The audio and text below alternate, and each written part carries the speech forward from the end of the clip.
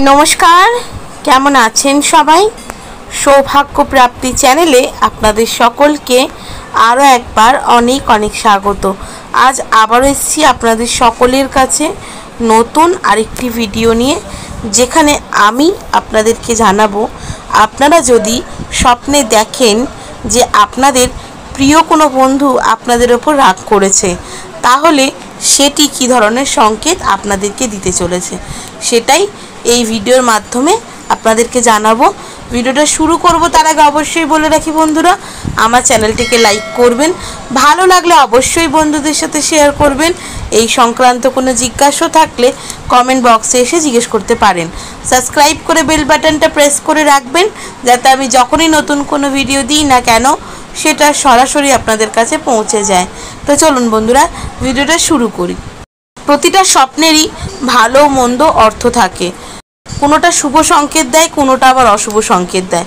অনেক সময় অনেক কারণে আমরা সারাদিন যেটা করে থাকি না কেন, সারাদিনের দিনচর্যাতে আমাদের কি হচ্ছে না হচ্ছে, সেগুলোও অনেক সময় স্বপ্নের রূপে আমাদের স্বপ্নে আসে।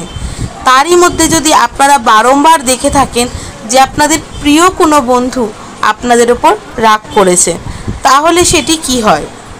এর অর্থ হতে পারে যে আপনি একজন ভালো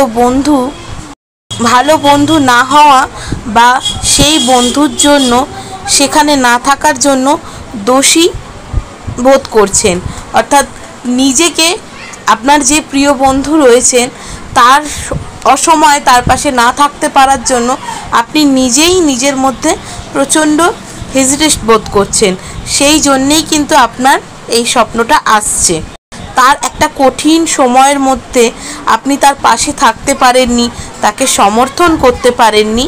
এই ধরনের যে আক্ষেপটি আপনার মনের মধ্যে চলছে, সেই আক্ষেপ থেকেই কিন্তু এই ধরনের স্বপ্ন আপনার বারবার আসছে। সেই অপরাধ বোধ আপনার স্বপ্নের মধ্যে এসে সেই চিন্তাগুলি তৈরি করছে। সেই জন্যেই আপনি দেখছেন।